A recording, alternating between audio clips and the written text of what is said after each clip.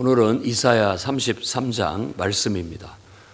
이사야 33장은 학대하는 자에 대해서 얘기를 하는데, 이렇게 학대하는 자, 속이는 자라고 말하는 것을 이 앞뒤 문맥을 봤을 때 바로 유다를 예루살렘을 괴롭히고 학대하고 핍박하고 파괴하는 자들. 그러니까 지금 히스기야 왕 때로 본다면 아수르의 사내립 이런 것이 떠오르고, 또 이제 나중을 보면은 예루살렘의 성전을 완전히 파괴해버리고 없애버린 바벨론. 그래서 예루살렘의 성전을 파괴해버린 그 바벨론은 요한계시록에서도 어떤 하나님의 적대적인 세력의 대명사가 되는 겁니다. 성전을 지은 다윗 왕은 하나님의 나라를 세우는 왕의 하나의 그림자가 되는 거고, 성전을 파괴한 바벨론은 하나님을 적대시한, 하나님을 대적하는 세력의 대명사가 되는 거예요. 역사적으로 그 일은 아주 큰 의미가 있는 일이었기 때문에 그렇습니다. 그래서 여기서 말하는 학대하는 자, 학대받지 않았는데도 학대하는 자라고 말하는 이 대상을 우리가 아수르나 바벨론, 오늘날로 한다면은 교회를 핍박하는 자들, 또 성도를 핍박하는 자들, 전혀 우리가 그들에 대해서 나쁘게 행하지도 않았고 해를 끼치지도 않았는데도 불구하고 핍박하고 미워하고 학살하는 자들, 그것은 교회사를 봐도 이제 이 세상 나라 권세를 가진 자들에 의해서 교회가 또 성도들이 핍박을 당하고 순교를 당했던 일들이 나타나게 되는 겁니다. 그러니까 결국은 하나님께서는 이와 같은 학대 그리고 순교당한 피, 이걸 갚아주겠다라고 지금 이 33장에는 얘기하고 있는 것입니다.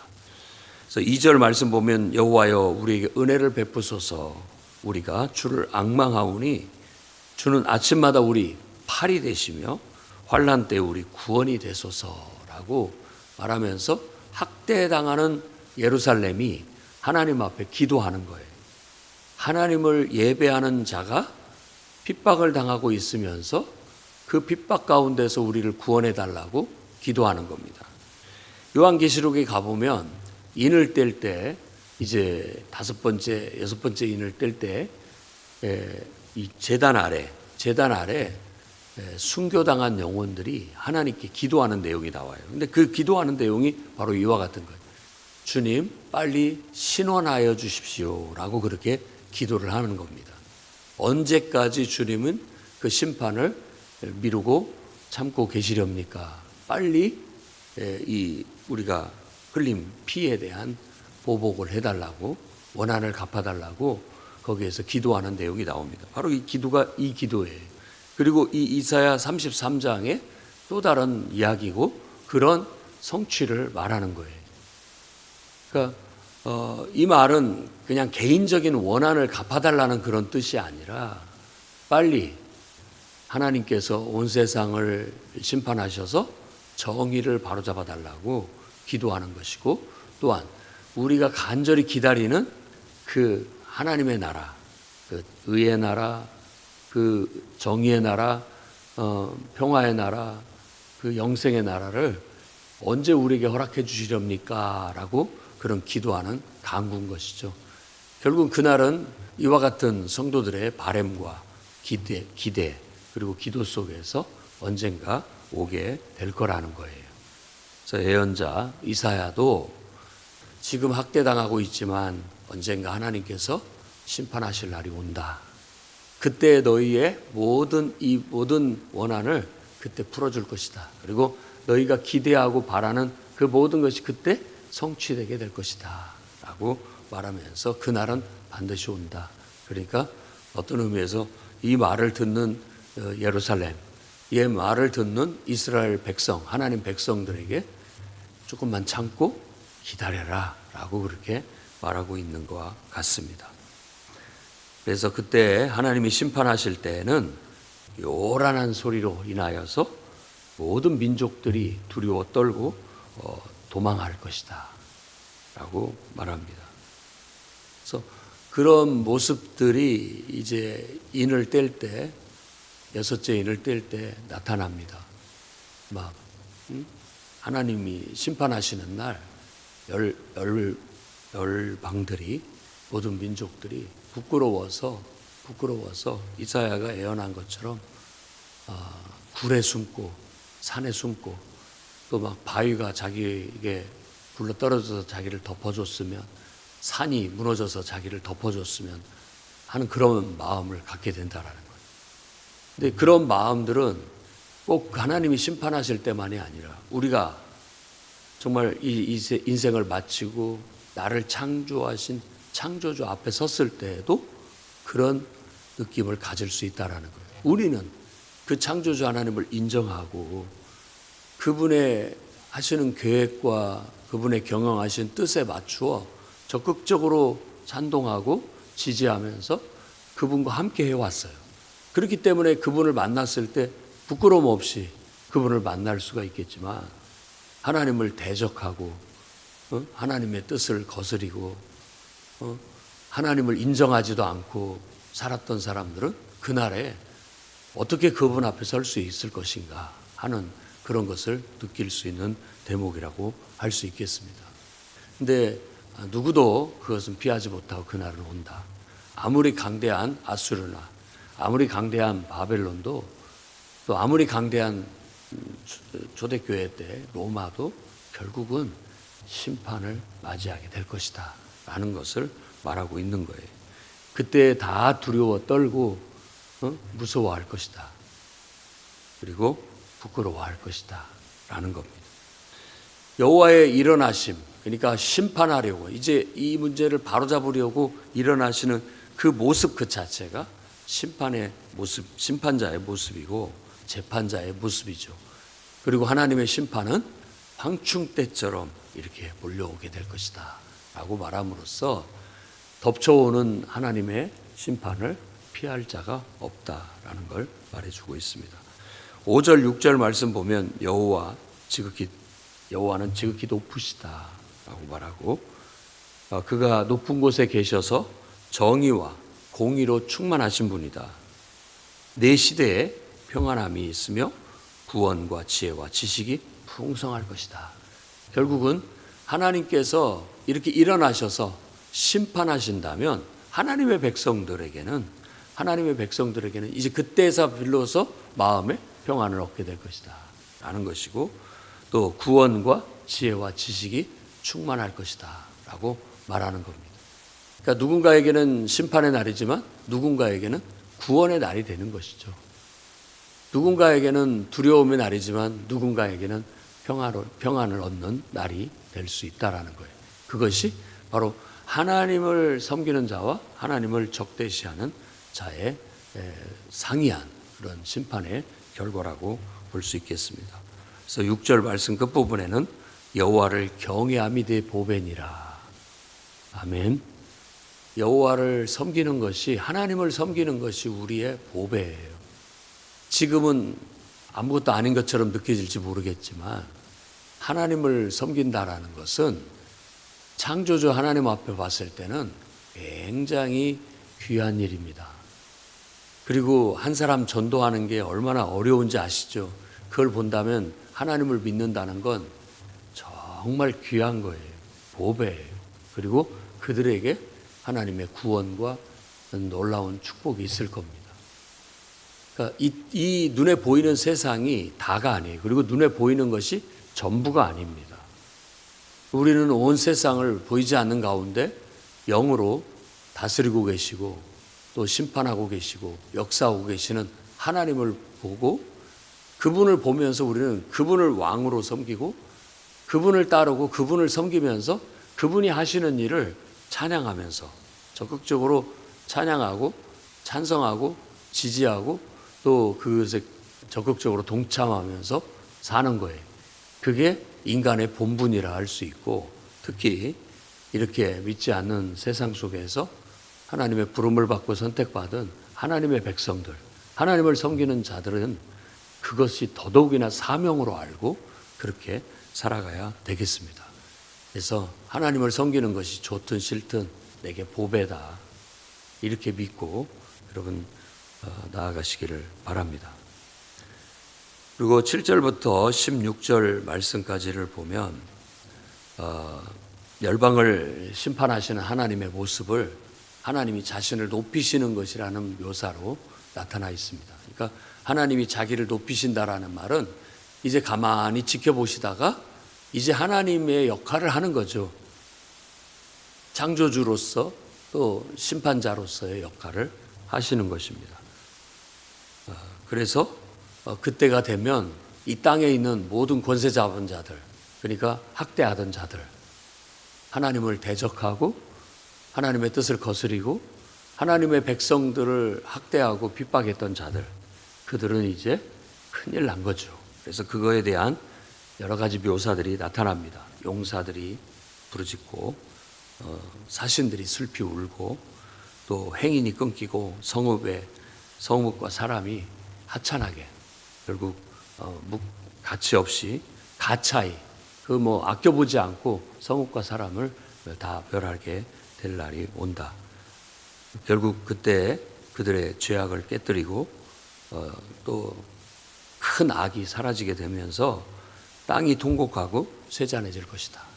이상하죠. 하나님의 심판은 앞에서도 말한 것처럼 정의와 공의로 세상을 바로잡는 것인데 그때 악은 굉장히 힘들어하고 오히려 슬퍼하고 통곡할 것이다 라는 거예요. 우리는 악에 속해 있어서는 안 되겠습니다. 사탄의 종노릇을 해서는 안 되겠습니다. 결국은 하나님이 불로 심판하시는 날 어떻게 견디려고 하느냐라고 말해요. 그러니까 하나님의 심판을 불덩이로 말하고 있어요.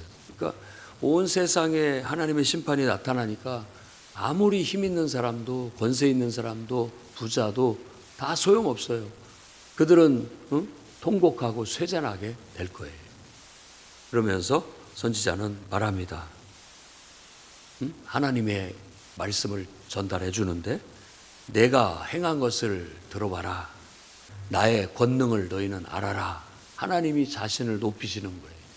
하나님이 자신의 역할을 하시는 거고 자신의 심판자로서의 역할을 하시는 것이고 그분의 능력을 나타내시는 거예요. 그분 앞에 누가 설 수 있겠습니까? 라고 하면서 누가 이 불을 감당하겠느냐?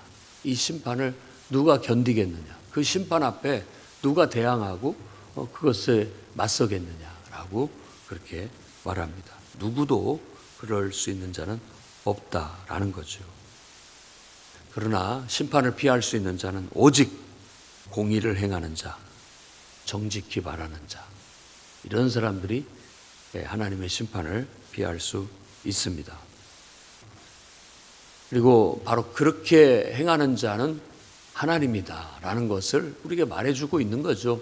그러니까 우리가 하나님 편에 섰다면, 하나님께 속했다면 우리는 심판에 들어가지 않을 것입니다. 그런데 그렇지 않은 하나님을 대적하고 하나님의 뜻을 거스리고 불순종하고 결국 하나님의 백성을 핍박하고 교회를 핍박하고 교회를 파괴하고 했던 모든 악한 세력들은 공의를 행하시는 자 앞에 또 정의를 행하는 자 앞에 그분 앞에 결국은 다 심판을 받고 끊어지게 될 것이다 라고 말하고 있습니다.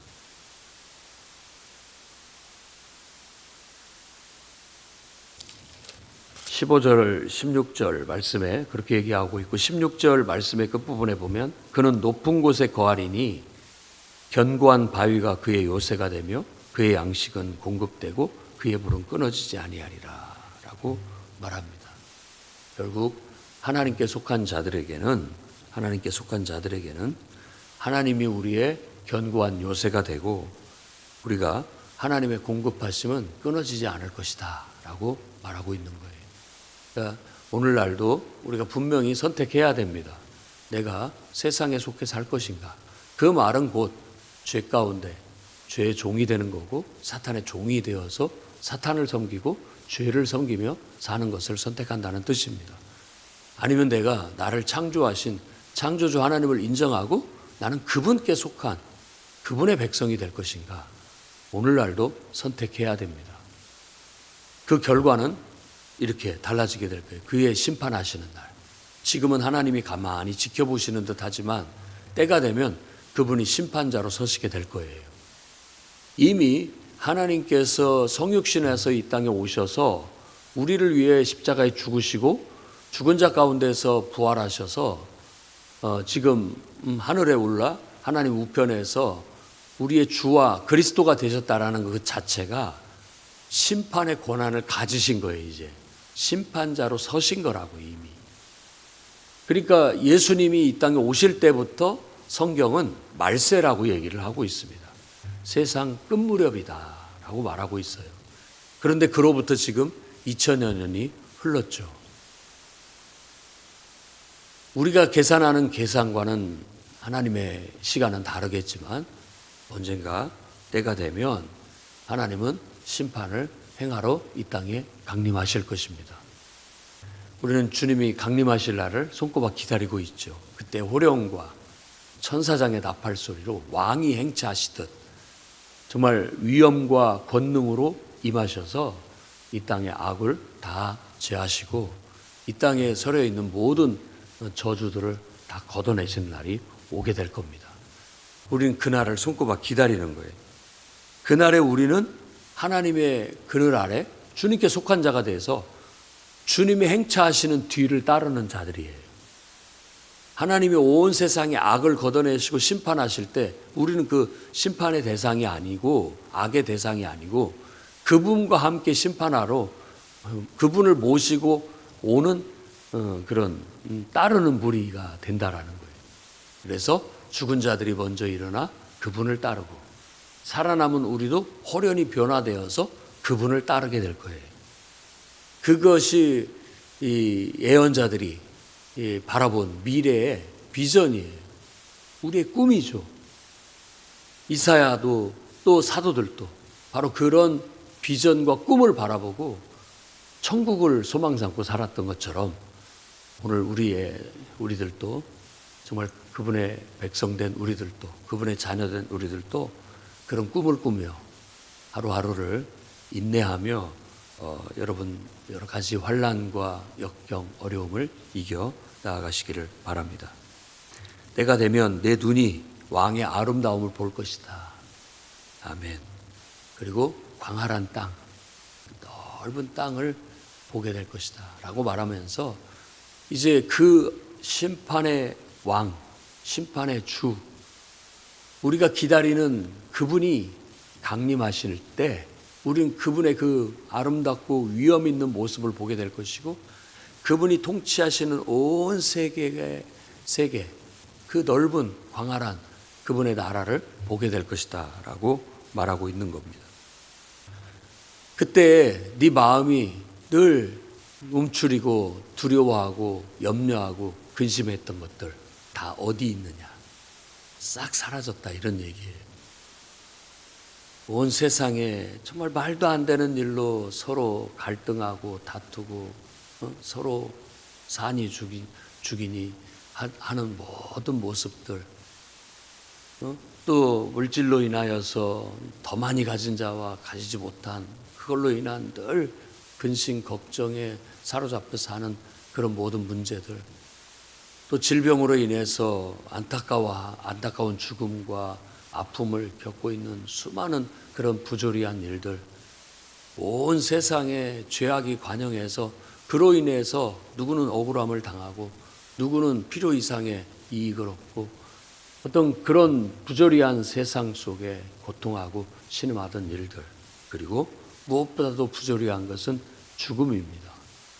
늙고 병들고 죽는 것 이런 모든 것들이 이제 그분이 강림하실 때 우리가 기다리는 왕이 온 세상을 심판하고 통치하시려고 하실 때 그때 그런 것들이 이제 어디 있느냐? 한번 찾아봐라. 없다. 다 그분이 제거하셨다라고 말하고 있는 거예요. 너를 괴롭혔던 강포한 백성이 어디 있느냐? 이제 보이지도 않는다라고 말하고 있는 것이죠. 내 눈이 이 안정된 처소 예루살렘을 보게 될 것이다. 이게 바로 요한계시록 21장에 나오는 결국 하나님의 심판 후 크고 흰 보좌에서 백보좌에서 심판하신 후 바로 하늘로부터 내려오는 거룩한 성 예루살렘을 보는 거예요. 똑같은 얘기의 다른 버전인 거예요. 예언자의 똑같은 예언이 그때 예루살렘의 달라진 위상을 보는 거예요. 그러니까 지금 예루살렘은 핍박을 당하고 고통을 받지만 다 이와 같은 고통에도 다 하나님의 뜻이 있었던 거예요. 예루살렘을 이제 새롭게 리모델링 하시는 거예요. 지금 말로 한다면 새로운 예루살렘의 역할을 하나님이 부여하시고 사명을 부여하시고 그의 운명을 부여하시는 거예요. 그러니까 우리가 지금 유대인들은 자신들의 멸망, 죽음을 애석해 하지만 그게 하나님의 뜻이라는 거예요. 왜냐하면 새로운 시대를 열기 위해서. 그리고 예루살렘은 이제 하나님을 예배하는 중심지로서 새로운 역할을 하게 되는 그런 새로운 모습으로 딱 서게 될 것이라는 거예요. 그때. 그래서 이 예루살렘은 어떤 우리나라 우리나라의 수도 이런 개념이 아니에요. 예루살렘은 이제 예언자들에 의해서 상징적인 예루살렘으로서 그 예루살렘은 하나님을 예배하는 중심지요. 그곳은 모든 열방이 다 하나님을 배우러 오고 하나님 말씀을 들으러 오고 하나님을 예배하러 오는 곳이 될 것이다 라는 거예요. 그런 상징적인 예루살렘이 될 것이다 라는 것을 내 눈이 그 예루살렘을 새로워진 예루살렘을 보게 될 것이다. 안정된 처소요. 정말 영원히 옮겨지지 않을 옮겨서 다시 막 이렇게 할 것이 아닌 굳건하게 선 그 성전을 보게 될 것이다. 예루살렘을 보게 될 것이다. 그때 거기에 하나님의 위엄이 함께하고 계실 것이다. 그는 우리의 재판장이고 율법을 세우신 분이고 우리의 왕이시다. 그가 우리를 구원하시고 우리는 그 앞에 감히 서지 못한다. 누구도 그 앞에 감히 서지 못한다라고 그분의 위엄 있는 임재가 함께하는 예루살렘을 말해주고 있습니다. 그래서 그분을 예배하는 자, 그분을 섬기는 자는 거기에서 사죄, 죄사함을 얻고 그분의 공급하시는 것을 공급받게 될 것이다 라는 이사야 나름대로의 용어로 그렇게 설명을 하고 있어요. 그러면 우리는 이 이상화된 예루살렘을 이렇게 바라보면 예루살렘 이렇게 생각하지만 사도들은 이 예언자의 예언에 말한 이 새롭게 회복된 예루살렘은 지금 우리 인간의 손으로 지은 예루살렘이 아니고 인간의 손으로 지은 성전이 아니다. 이제는 하나님께서 친히 육신이 되어 이 땅에 오심으로 이 땅에 장막을 치셨다. 그래서 예수님이 우리의 성막이고 예수님이 우리의 성전이고 예수님이 우리의 예배의 중심지인 예루살렘이다. 새로운 예루살렘이다 라고 말하고 있는 거예요. 그래서 누구든지 예수 그리스도를 믿는 믿음이 아니고는 하나님을 예배할 수 없어요. 하나님은 영이시니 영과 진리로 예배할 때가 됐다. 그 진리라는 게 뭐냐면 바로 예수 그리스도입니다. 예수 그리스도를 믿는 믿음 안에서만 이제 하나님을 예배할 수 있는 거예요. 그러니까 예수님은 우리가 하나님을 만나는 장소예요. 예수님은 우리가 하나님을 예배하는 장소와 같은 그런 상징적인 의미를 갖게 되는 거예요. 그래서 예수 하면 예배가 열리고 예수 하면 하나님 임재가 열리고 그곳에서 우리는 하나님을 만나고 그곳에서 하나님을 찬양하고 예배할 수 있게 된다라는 거예요. 그런 것들을 할 수 있는 좋은 환경, 장소가 지금 교회당으로 지어져서 쓰여지고 있는 것이죠. 핵심은 예수 그리스도의 임재, 예수 그리스도를 믿는 믿음입니다. 믿음으로 우리는 하나님 임재를 이룰 수 있고 진정한 참된 예배를 하나님께 드릴 수가 있는 거예요. 그러니 이 모습이 새롭게 단장한 신부 같은 거예요. 새로워진 예루살렘이에요.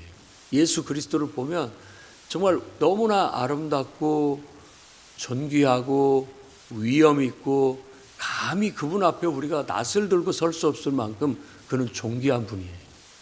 그분 앞에 우리가 언제든지 나아가 하나님을 예배할 수 있고 하나님의 임재 속에 나아갈 수 있다는 것은 앞에서도 말한 것처럼 보배예요. 보배. 축복 중에 축복이다라고 말할 수 있어요.